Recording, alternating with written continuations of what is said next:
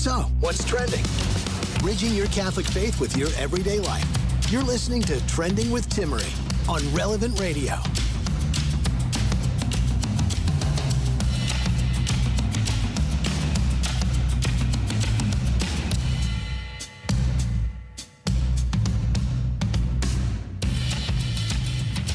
Welcome to the program. Have you heard the stats that have been running around this year that 1 in 10 women between the age of 18 and 24 are on OnlyFans?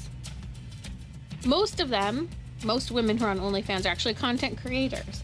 While on the flip side, half of United States men are on OnlyFans. What is going on? How do we fix it? It's very likely, if you're listening now, 1 out of 2 of you are utilizing OnlyFans. If you're a man, and the stats just continue to grow for women as content creators. So we're going to dive into why this is happening and how we can make a compelling case for something better. More on that in a little bit here on the show. My guests today are Jonathan and Amanda Teixeira. We'll be diving into the most common financial question that they receive as financial coaches from WalletWin. So if you're looking for financial advice with a Catholic spin, this is your opportunity. Well, we'll be diving into the most common question that they receive as Catholic financial coaches in a little bit.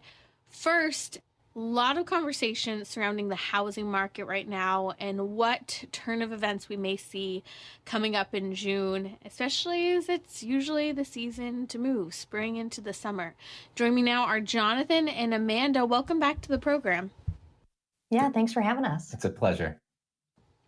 So we all discussed together maybe about a year and a half ago, buying a house with interest rates high. A lot of people tend to want to wait it out, sometimes waiting longer than you ever planned, from buying, selling, renovating, or maybe waiting and playing the long game. You guys have had very candid advice about using the timing which works for you when it comes to buying a home, but they're still following the trends of the housing market. So I'd love to hear your thoughts of where we're at today and what anticipated changes you expect. You're totally right to bring up that idea of following what you need to do, your own timeline. Sometimes it's going to be totally out of your control, and other times you can control a little bit, but it needs to be in sync with the rest of what's going on with your life financially and in the other areas of your life. Now, we do want to kind of keep an eye to what is going on. And so I guess first, just you want to make sure your own house is in order, so to say, your finances are right, that you are living with a budget, that you've got proper insurance, you have some emergency savings, you're a month ahead, you've paid off consumer debt, credit cards, student loans, things like that. And what Jonathan is referring to there is what we call the 12 money milestones. This is what we teach people in how to actually manage your money from a Catholic perspective in a way that's going to breed peace in your life. So that's what he's describing, some of those milestones that you really want to make sure you've got under your belt before you wade into the home buying waters. When you get those things mixed up, it can create a whole lot of pain and frustration for people. But John, if you just want to give a little update on, what is the market doing right now? Sure. Well, I mean, interest rates are high, I guess. Yeah. If you are looking back to the glory days of, 3%, 2%. The threes and the twos, then they are incredibly low. If you go back a couple decades and go to the 23, 25% that we've heard about from our parents. But yeah, it's double what it used to be in a sense for folks like us. And so it can be more expensive. It's something to keep in mind as you are looking at your houses. Yes, the price is very important. And just think about, what is it going to be when that mortgage gets involved? You're paying that percentage, and what is it going to do for that mortgage payment? Because that's something that you are going to be paying every month. And so it needs to be able to be paid. And by paying it, you can't wreck everything else that you need to do for your family. So tie that in a little bit more to what the current trend is. Again, low I think the desired interest rates are hoping for that 2s, 3s area. It's very rare. As you mentioned, often interest rates have been much higher. And so as people are kind of playing the market, waiting it out, sometimes they don't realize it's still pretty good interest rates right now. So what is the anticipation going into next month? Yeah, so we're still looking at, interest rates somewhere in the sixes, right? If you're getting the 15-year fixed, it's kind of the low sixes. The 30-year mortgages look like they're in the high sixes. There's speculation that, sometime this year that they have meetings a couple of times per year, and they are scheduled and planned. There's one in June, there's one later in the year.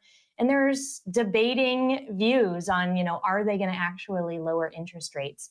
They might not. They still have to look at a few other variables in our economy before they're going to make a decision like that. And even when they do make a decision like that, which we all saw kind of last fall, there was a brief window where interest rates dipped for a bit. It ends up sending, buyers out, but then house prices can kind of start to increase there as well. So it's a delicate place to be, but inventory now in the housing market, for a while there, it was at a standstill, and all of these, young home buyers were frustrated that nobody was moving and nobody was listing their homes. They were all all the millennials and older said that they could never leave their home, that they couldn't afford to buy anything else. But inventory is back up to those 2019 pre-pandemic levels, and it's actually 33% higher than it was last year at this time. So people are starting to slowly but surely list. And so we are going to see that uptick in homes being bought, even though it's a little bit slower. Home prices are still about what they were last year, if not a little bit flat, and price decreases are becoming more common. So we're kind of in that weird dance time where interest rates might get lowered in the next year, but if they do, demand is going to go up, which then that's what ends up driving prices up. So again, going back to what Jonathan mentioned at the beginning, if you are somebody who needs to really shore up your own financial foundations, now is a great time to just get in there and do this. Maybe this is the thing that's going to get that fire behind you to get you going, get you motivated, so that a year or a year and a half from now, you're ready to go. And maybe that is going to be that lightning bolt moment where magically the rates fall and prices haven't gone up and you're now ready to go. Great. If you have gotten those things met, though, I wouldn't sit around waiting for the market. I would just move forward with peace and confidence. You can always refinance at a later date in time, if that makes sense, and you can just proceed in moving forward with your plan. Mm-hmm. So if you are debating whether or not it's time to buy a first home, upgrade, downgrade, whatever it is, how do you know if you are ready? I know you touched on some of those milestones earlier, but if you could walk through those a little bit more. Certainly. Yeah. If we look at the WalletWin method there, first, we just want to make sure that we have that very foundational understanding of what money is. What does the church teach about money? What is what was money like when I grew up in my household? What am I thinking about money? Just to know kind of what's going on in ourselves and to make sure that lines up with reality. Then we want to make sure you are living with a budget, that every month you make a plan for the money you are going to be spending. This particular amount is going to be going towards the rent or the mortgage. This is what we're spending on date nights. This is what we're going to use to get new clothes for the kids or the dog food or whatever it is. But you have that plan. That is the money that has been entrusted to you, that tool of money that we should be using to glorify God in every way that we use it, of course, in providing for our family and helping others. And if we don't have a plan, a budget going into that month, well, chances are that we're not going to be very good stewards of it, or as good stewards as we could be. After that, we want to make sure that you have proper levels of insurance on the right types of things, and you have some emergency savings to keep in between you and that crazy stuff that happens in life. About every 12 months or so, people experience what's called a financial shock, a very unexpected expense that comes up.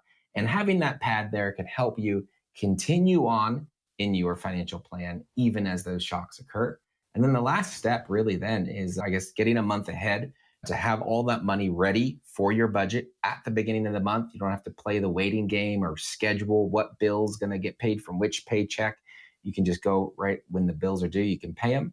And just then clear out, like Amanda was saying, get rid of all that consumer debt, those student loans, those personal loans, the car loans, the credit cards, all of that, to make way for your house. And of course, having maybe a little bit more emergency savings waiting for you in the bank in case something happens, because those houses can be pretty expensive and they can have some pretty expensive unforeseen emergencies or maintenance or things that you don't quite knew were coming. In case something happens, when something Yes. happens, whether it's a new build or an older home, there's inevitably increased expenses that come with moving into a home, moving in general.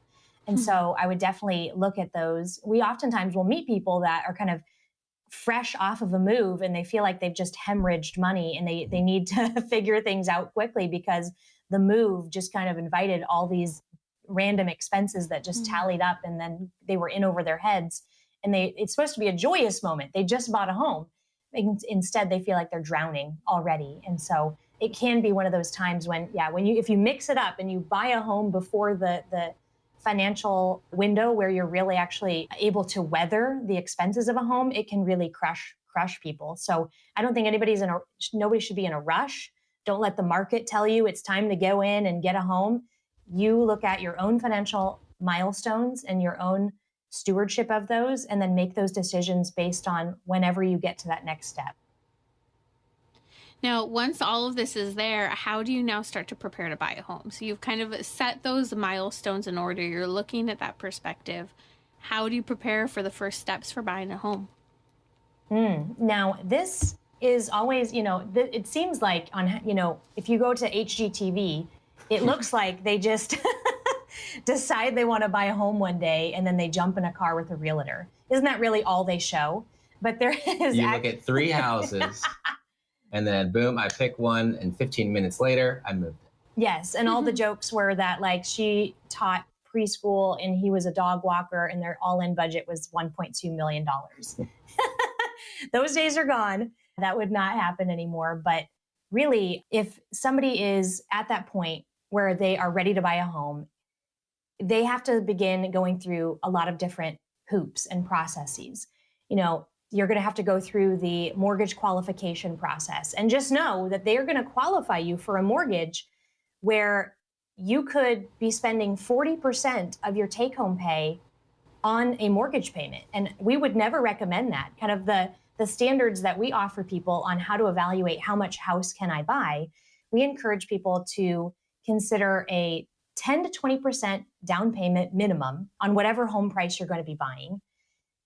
A conventional 15-year loan is absolutely mathematically supreme over the 30, but I understand that sometimes people, they really can't sometimes swing without qualifying without going to the 30, and I understand that, but try for that conventional 15-year loan. And then the all-in payment between your payment, your taxes, your insurance, any PMI would be less than 25% of your take-home pay. And I know that these limits, these guidelines have been very, very, very difficult for people to make possible in the last few years.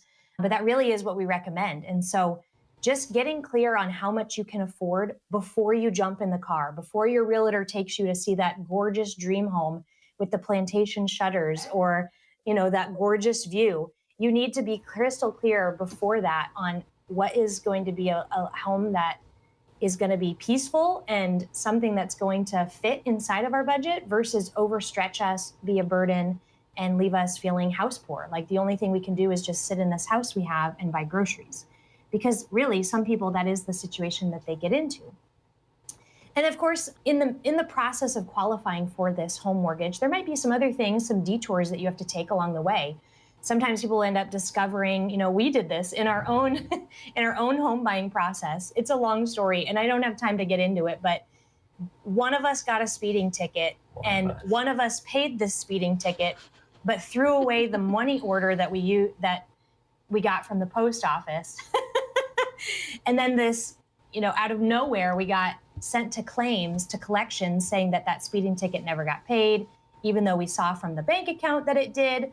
But the receipt was lost. Anyway, had to pay that twice, had to then go and figure out how to get it off of our credit report because those things go to your credit report. And if your credit report has any dings on it, or if your credit is lower than the absolute highest it can be, it's going to affect your interest rate. And in these times that we're in, you can't afford to have anything contributing to that interest rate going higher than what it is right now. And so it's that process of just qualifying to buy a home, figuring out what your budget's going to be, figure out what things matter to you in a home. What are your must-haves? What are your things that are negotiable? Cleaning up the credit report. This could take 3 to 4 months. So just make sure that you've got realistic expectations, that you're not just, okay, let's buy a home and let's jump in the car next weekend. Just temper yourself a bit and realize this is going to be a little bit slower at the beginning. And what's that phrase? Measure twice, cut once. It's kind of that idea of make sure you're really prepared up front so that it's smooth sailing on the other side.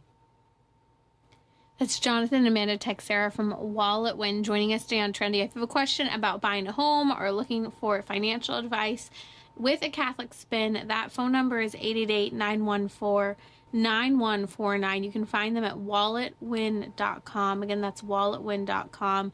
I did want to kind of just circle back because I think this has always been such an important point that you guys have mentioned when discussing home buying, and that is knowing that even if the interest rates are different than what is ideal, what you would like, when things may or may not change, we don't know, really looking at your circumstances and if it works for you to buy now. And so that kind of ties back into the other part of the question of waiting and playing the long game. I think there are a lot of people who are in their homes, they're comfortable, maybe they need to downsize, upsize, maybe move out of state. What are your thoughts on playing the long game to navigate that? What kind of comments? I know we're maybe diving into unique circumstances from retirees to first-time home buyers, but I'd love a little bit of your thoughts on playing that long game as well. And I don't want to make it look like I'm trying to avoid your question. I'll get to a straight on answer, but I want to make sure that people are playing the right long game, that we want to make sure that we and those in our charge get to heaven, that we are raising our families in the faith, that we are providing stability, right? That we can give our family, which is, that nuclear unit of the society, what it needs to thrive. And I've looked through, the catechism and other teaching documents of the church, and nowhere in there does it say you must own a home, a single family detached house, in order to provide for your family. You can provide for your family in an incredible way in a rented high-rise apartment in the middle of the city, or on a sprawling acreage out of town. What matters is that we are giving our family what's needed. We're giving them our love, and we have the ultimate destination, the ultimate long game in mind. Now, all of that said, the other long game, or the slightly less long game, would be, again, look at the priorities and see. It sounds silly, but to see what action you need to take to do them, right? If it's, okay, we've got another, seems like we're going to be outgrowing this house, a couple more kids maybe on the way. All right, well, now's again we're playing the long game. We're not just rushing into the market or out of it. We want to do all those things that Amanda was just talking about to make sure everything's in the right place as we are making those decisions and making those moves. Or I'm looking to downsize or whatever it is. Well, hey, everything that makes it kind of tough to buy a house can make it kind of good to sell a house, right? Prices are up. Mm-hmm. Maybe there's not as much, still more than recently, not an all-time high number of houses for sale or anything like that. So you might stand out in the market and be able to find a buyer. Mr. Jonathan and Amanda Teixeira giving candid advice with a Catholic spin as well on the housing market, buying and selling homes. If you have a question for them, the line is 888-914-9149. You can find them online at walletwin.com, along with many of their comprehensive coaching programs. Again, that's walletwin.com. We'll be right back, and they're going to share the most common question that they receive as Catholic financial coaches. Who knows, it might be relevant to you or someone you know. We will be right back.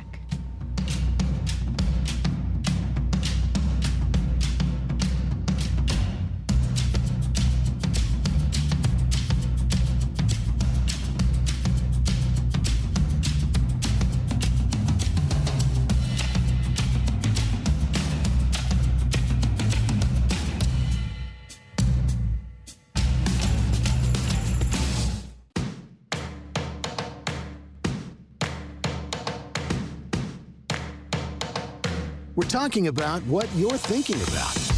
You're listening to Trending with Timmerie on Relevant Radio and the Relevant Radio app.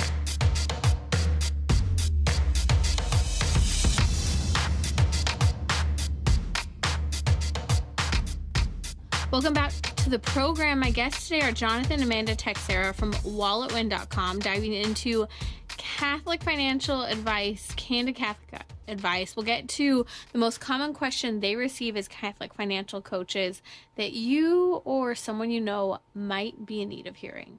Our 54-day Rosary Novena here at Relevant Radio continues tonight on the Family Rosary across America. We'll be praying especially for our new Pope, Leo XIV, as he begins his historic papacy, and for our church and our families. Join Father Rocky, Maggie, and tens of thousands of listeners tonight at 7 p.m. Central for the Family Rosary across America on Relevant Radio. You're listening to Trending with Timmerie here on Relevant Radio. We had a question come in from Tony in Wisconsin. Tony, welcome to Trending. What's your question today for Jonathan and Amanda? Yeah, I have a couple of comments quick, though. Your advice is really great. Like, I don't think you should try to spend more than 25% of your income on your house. I remember going for my second loan, and they were like, "Oh, you could go up to 40%. You could do another $80,000 house." I'm like, "I'm not doing that. That would be crazy, right? Like, just don't go nuts." Because it's so easy to get excited. Like, I can spend that much money. It's like, yeah, you're just going to put yourself in that place. So your advice is spot on. Do not do what the bank lets you, because the bank will just go, they don't care. So my question, and I had another comment too, is like, there's been a 15-year and a 30-year mortgage. Years and years and years ago, when they used to have to hand calculate, you could not pay your loan off early. But nowadays, you can. And one of the advice I got from my dad was take the 30 and pay it off like a 15. So ask them what the payment would be for 15-year mortgage, and then know what your 30 is and pay the difference when you can, and you'll knock off a ton of time. And I think I took 10 years off my mortgage just by doing that. But my question is, there's a lot of people who are one-income families, and how do you handle a one-income family where, I mean, like your advice, like 10% down on your house is awesome. You know, like a lot of banks won't even touch that, but like, how do you even get to 20? And, you know, I mean, like it gets pretty tricky if you have children and, you know, your wife stays home to work or your husband stays home for work. How do you handle that advice? That's a great question. I guess I want to first tackle, you mentioned the paying the mortgage off early. You know, there is also data out there that supports that if you get a 30, which I know it's harder to qualify for a 15, especially in the interest rate environment that we're in right now. If you qualify for a 30 and you just pay one extra payment a year, it actually knocks it down to a 23. So you could either approach it like pay it like a 15, or at least if you just make one additional payment a year, so 13 payments instead of 12, it takes it down by 7 years, so a 23 years. So that's significantly better. Under no circumstances do I ever encourage anybody that's on a 30 just to set it and pay it for 30, because you will be paying a massive amount for your home, sometimes double what your home even cost in the beginning. But yeah, I want to tackle that question of it's getting harder for a lot of Catholic families. And in some ways, it's almost, you know, it's a lot of Catholic values where we value maybe having a parent stay home when kids are young, or we are trying to make it work with just one income. It can be a lot harder to pull that off. And also having multiple children, not just having, one child or two child, but being open to life and having more than that. So in many ways, Catholic families are feeling the pinch in our society, maybe more than other sectors and parts of our society. And so we see this, and we're getting this question asked all the time. The math isn't mathing. And we saw over the last, I would call it 10 years, a lot of women started to get side hustles. Mm-hmm. The birth of the side hustle. I think everybody knows what a side hustle is nowadays. And they vary in so much scope. They really could be something outside the house. They could be something inside the home. And a lot of moms were doing these side hustles, inside the home while they were home with the kids during nap time, bedtime hours. They were getting up early before the kids got up, etc. And a lot of people, that's how they made it work, how they made the math. But then with inflation and the price of things, it's begun to spiral just out of their grasp. And a lot of people now, it's not just a side hustle, it's the 3 or 4 side hustles. And now I'm seeing trends on TikTok of women getting on there and saying that they girl bossed too hard. And it created a problem in their family because their family became reliant on that side hustle as well as the husband's income, instead of just going to, when you just got married, figuring out how to live on just one income and never even allowing a second income to come in. So we're kind of between a rock and a hard place for a lot of people, but many families are making big shifts, big changes, and making some radical decisions because they just are tired of the grind. They're tired of the hustle. They can't keep up anymore. They don't want to have to qualify. They don't want to have to overstretch themselves for a mortgage, for a house that's super old and maybe smaller than they want. And so some of those hard decisions involve things like discerning career shifts, for one of the spouses, possibly getting a raise or switching companies and doing something different for a different organization. There's people selling their homes. They're moving cross country. They're moving to different cities. This started kind of when the pandemic began to happen, but it's certainly still ongoing. And there's still areas in the United States where housing is pretty affordable. And a lot of people are getting just more creative. I've even seen, and this might sound completely bizarre to some people out there, but in the last year, I've seen Gen Z families pairing up and buying old schools from small towns, and they've been renovating these schools. And then they all live in these apartments, and then their kids play in the gyms or they all share the cafeteria and have family meals. People are just doing different things because what worked 10 years ago just isn't working anymore. And it's okay. And there's nothing to be ashamed of if that's your family. If you're feeling like you're just exhausted, you can't make it work anymore. You either can't make it work as one income, or you desperately want to make the jump to one income. And it's going to require you to do something really out of the box, or maybe even wild, or other people might not support it. It's okay. You are discerning what's right for your family, and you're going to make choices that are going to allow your family to thrive. And that's well within your discernment as parents. And I know this is going to tie into our next topic, but with all of what you were sharing, Amanda, and looking at Tony's question of, how do you look into the future of buying a home on a one income family and the challenges? And like you said, inflation has caught up with the side hustle that made that single income possible, or it turned into the single income with multiple side hustles. It's just all caught up. And a lot of families who are trying to transition to one income or have been living in it are hurting. But I think on the flip side, like the psychological, emotional side of this is really important side too, with having peace in the circumstances we're in. And I think that peace is very different for men versus women, and not 100% stereotype, but I think more generally, women tend to do much more of the spending in the home. They see the needs, whether they're wanting the new flooring or they're saying, hey, there are too many kids in one bedroom, or whatever it is. They're communicating and maybe talking about the needs of the home more, or sometimes just the desire for beauty. I want a bigger yard. I want all of these elements. But for the man, so she may not be at peace, or she may see the need, or she may be longing for a renovated bathroom. I feel that. I want my upstairs bathroom renovated. I want my kitchen to be an open floor plan. All these things. I joke, like our oven broke within the first month of us moving in. We went, you know what? We're not going to fix it. We're going to use an air fryer outside, and we'll wait until we renovate the kitchen. 2.5 years later, has not happened. And I'm just at the point where I'm like, I'm so tired of using an air fryer. But I bring that up because these are little things that we could talk a lot about, remind ourselves, our spouses of, complain about. Sometimes it's not a complaint, but just saying, man, I wish I had a bigger oven. And I have heard from so many men who are trying so hard to keep the financial load lesser on the wife, or not at all, where the men start to struggle with gratitude because they start to feel like they're not enough. And so when a wife says, oh man, I wish I had new bathroom towels, a renovated bathroom, whatever it is, it could be a new vacuum, whatever small or large thing it is, men start to then struggle with the gratitude side of this. And so I think just touching on that one income side of being grateful in our circumstances and knowing hey, we can't right now. Whether it's buying that new home, renovating, or even just purchasing those other things for the home, I feel like this really ties into this whole question. You're perfectly right, at least in my mind, when you're talking about how small, maybe even, it could be very small comments can be heard differently by one's spouse. And it goes both directions.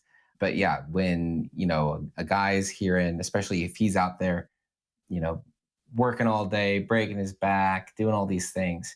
Oh yeah, wish we had this, wish we had that. What might be being heard is, oh, if only you could work a little bit more, or if you were a better man, better provider, which is probably most of the time not even a thought that's occurring in the wife's head. But that is a big worry for us guys, that we are providing, that we are living up to our role, that we are doing the job.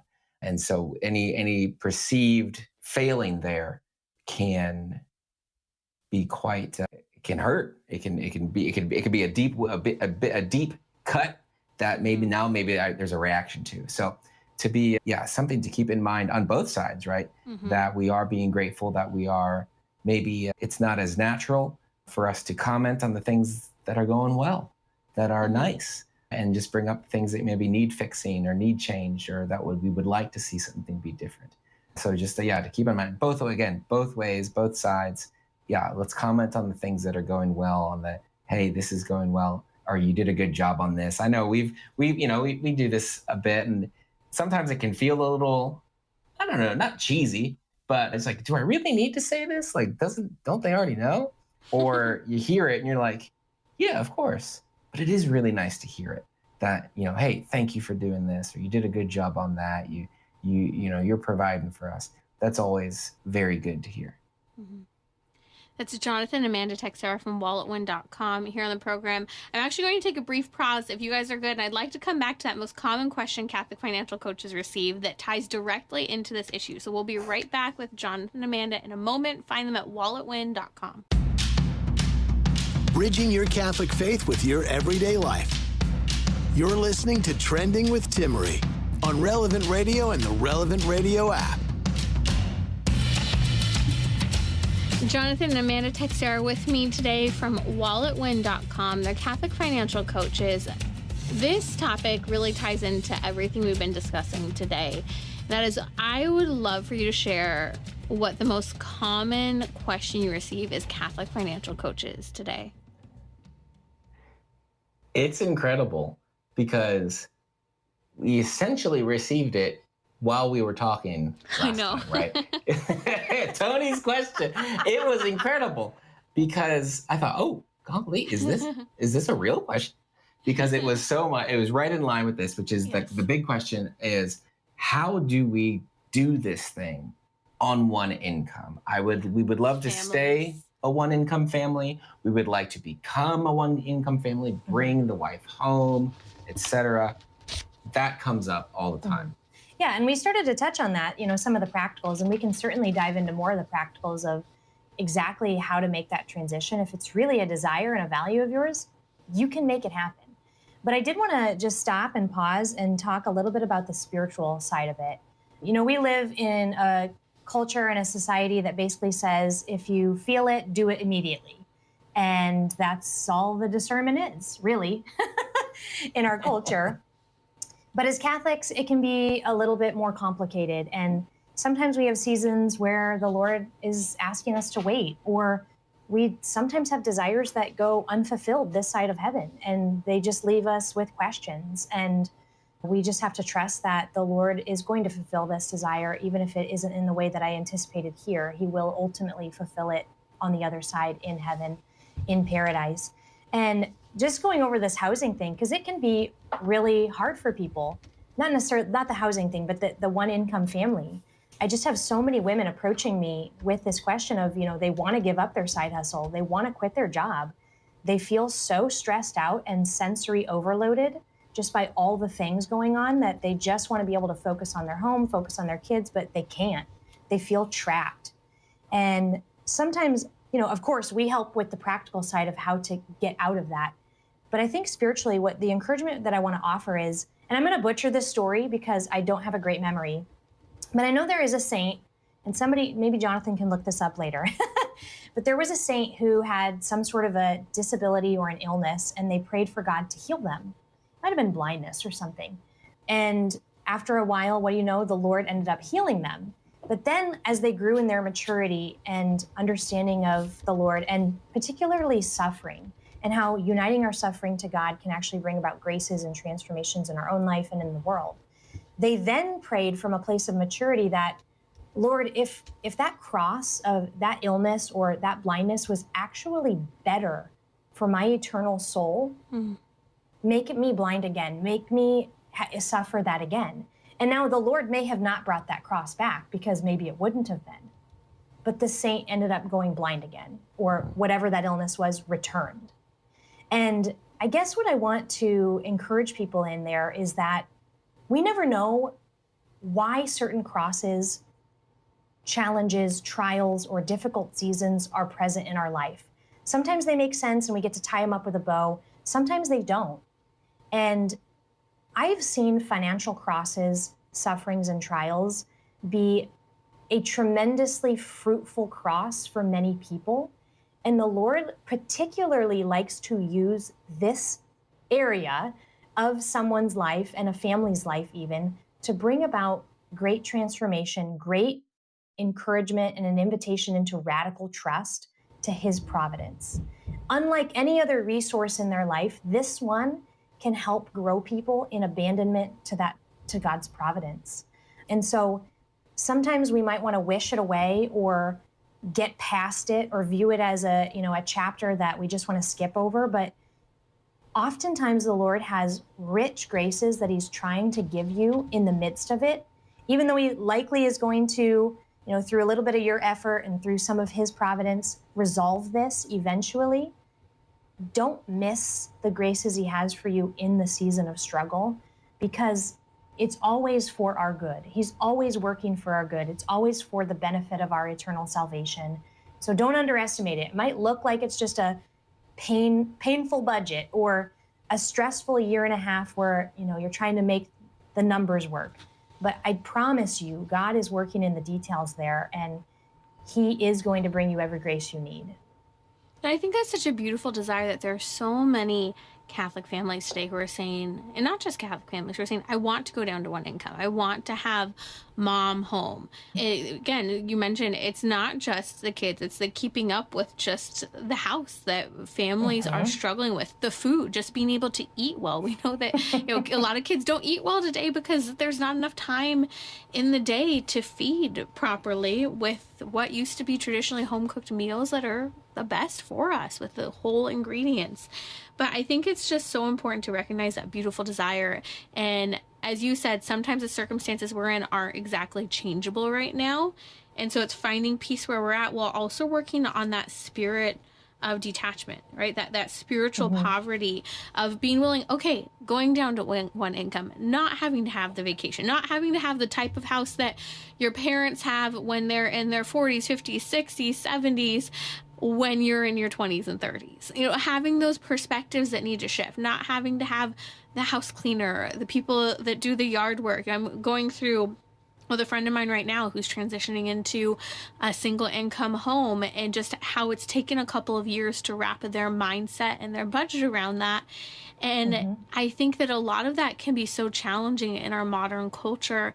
But then there's also the flip side of people who deeply desire to be on that one income family. I didn't think that I would be working as I am, but I'm very blessed in that I'm home with my kids. I've been called into this great mission with Relevant Radio and these tough cultural topics such as this that we can discuss.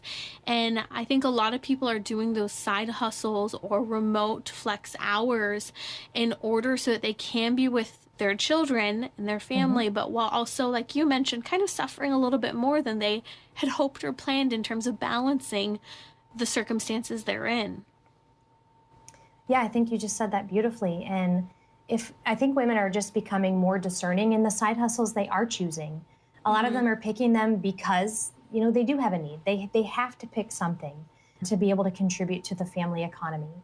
And so I love options that get to keep women home and where they can still make a meaningful wage on their time that they put into whatever hustle they're doing. But I also think there's an element of, for some women, even if they don't have the financial need, some women are just going to be called to do work. You know, we see this in maybe the life of St. Gianna. You know, she was a doctor. She was called to that vocation, to work in that capacity. And so, you know, some women are going to choose to work, and it's very much a calling too, a calling by God to kind of do both of those things. I really think that the big factor there is just discernment. It's knowing how to discern and these are weighty things. These are not light things to consider. And as long as spouses are in prayer individually and together, and they're taking the needs of their family and then the desires of their heart to God, He's going to reveal to them what it is that are the next best steps. And sometimes it's a great marriage when you can find something that contributes to the household economy and it's right in alignment with what God is calling you to. That's how I feel very much in the business that Jonathan and I get to run together from our home while we homeschool our kids. We're all home constantly. And that can be a challenge sometimes, but yes, it is a great gift. My husband says sometimes I think I need to work outside of the house, even just a couple days a week, to help my patience with my children, which I get, you know, it's a lot being, we play that, you know, he works East Coast hours, I'm working when the kids are napping, maybe a little hour in the afternoon, and then they're all having fun and doing stuff now together.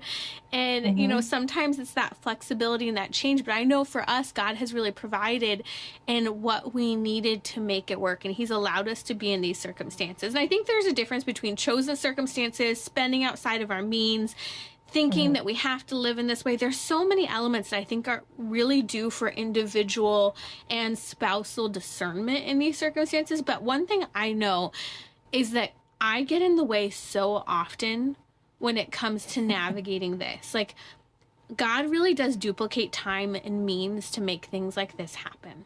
And, you know, if you're working part-time or whatever it is and you're trying to care for your kids, like, God will duplicate your time when you prioritize your kids first above that work. Or if you are on one income and you need more and you're really abandoning yourself and trust to the Lord, He's going to teach you and allow you that poverty, that spiritual poverty and physical poverty at times. But when we get out of the way and really trust Him, He's going to give us exactly what we need when we need it. He is. Yeah, sometimes it just takes a little bit of creativity too, to think, okay, what can we do to meet some of these needs that we have? What to make the thing we want to happen and the thing we have discerned, you know, so let's say being a one income family, how might we be able to actually make that work? Right now, what we're doing isn't going to make it work. What can we change? Some friends of ours a little while ago, they moved. They sold their house and they moved into a little bit of a smaller one, but that move allowed them to no longer have a mortgage. And I can just imagine how much easier that made their family life by just kissing the mortgage payment goodbye. And now they're able to do other things, right? That's kind of an out of the box thing to do, but it allows them to say yes to the most important things. You know, it's funny, our neighborhood, there's a big plot of land. There's a family, I think they have 4 or 5 boys, and they have been living in a trailer for a number of years on this beautiful plot of land. They spend outside all day, have a blast, they homeschool, and they're just building their home right now. And it's smaller than you would expect, but you look at what they've been in and how joyful they've been and the circumstances that they chose and they sacrificed and they saved to build this house. I thought they're going to be so happy and comfortable in this little house, but that is because we change and shift our mindset and we make the sacrifices. And I mean, what a joyful time I've seen these boys have for the last couple of years living in our neighborhood. Oh, they're living their lives. This is the best time ever for them. Yes. Yes, absolutely. It's funny, we'll see them because we can kind of have a higher view from our deck as they're outside in the morning, like drinking their coffee. It's like they're camping. And I could not do that. There are plenty of things, whether it's we live on, my husband's joked about it. I don't even know if it's a joke. I don't think he could do it either. But, we live on one car. There's plenty of things that we do that we really try to stay simple so that we can, for example, for us, live near all of our family in Southern California, which is a cross trying to live in California, Southern California, but it is what is right for us to be near and have our children around all the generations of family members. And so it pushes us into a different financial circumstance as well. And I think that discernment is so important because there are some people who can go cross country and they're like, okay, we're not with all of the family or our network, but we're able to really thrive here as a family. Yeah, that discernment is key. Yeah, after Jonathan and I started WalletWin back in 2017, there was a good 6 months where we discerned selling our home, moving into an RV, and traveling the entire United States. And it sounded awesome, and people on YouTube made it look real good. But when we went to discernment and we actually discerned our temperaments, our weaknesses and strengths, it was very obvious that that wasn't the right plan. We should just do that recreationally. And that's what we do. But discernment is really what led the way. So what practical tips do you have? We have about 5 minutes to go. And for those who are saying, hey, I want to go down to that in one income. You guys are Catholic financial coaches. I think we've touched on a lot of the spiritual discernment and the practical. What practical tips do you have from a financial perspective that you advise to help make this a possibility? We referenced it before, but that WalletWin method, those milestones, those money milestones of having a budget, having some insurance in place, some emergency savings, being a month ahead of your expenses, getting rid of debt, all those are very important and good to take care of, or at least keep in mind, not to say you have to be totally debt-free in order to be a one-income family, but keep in mind how this decision will impact your plans to get out of debt or your plans to save up to buy a home or a new home or whatever it might be.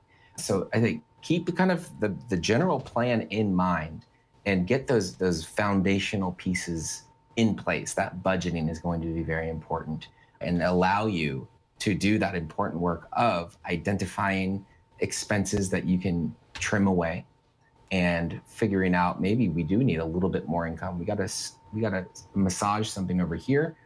You're going to be able to know what you need to do if you're budgeting. And I want to encourage anybody who's engaged or maybe newlyweds or, a young family, it's really not too late. You could, at this point, still make some pretty quick pivots. You could just decide, okay, great. What is this spouse's income? What is this spouse's income? Great, let's pretend like one of them doesn't exist. And then let's create our budget on that number. And let's start with our need. Let's start with giving. We always start with giving. And then let's fill in our needs and kind of budget those things. And then how much is left over for kind of that lifestyle expenses? And just kind of make a judgment right there. Is that doable? Could you make that work? You might want to just start doing that. Even if one person hasn't left their job yet, you could start living off of one income and then just tucking that second income into savings and just not spending it whatsoever. I know a lot of couples that we've worked with, they've done that maybe as newlyweds, and then, the wife gets pregnant and throughout her pregnancy, she's working, but they're tucking that into savings. They're not living off of it. They're making decisions on the husband's income only. And then they're kind of set up for her to kind of seamlessly come home if that's something she feels called to and desires to do after delivering the baby.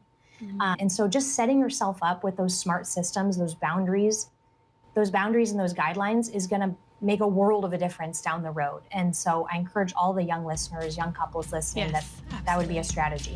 And I will say, every time we talk about this question of dropping down to a single income family, I hear from so many people, whether it's single moms, married couples, who say, after that, I prayed. And you said God really does provide and work miracles. And I hear people who say, all of a sudden, I had a work from home job and I could be present with my kids. Or all of a sudden, this happened. But we just have to make those big, bold prayers and trust in God's mission for our families.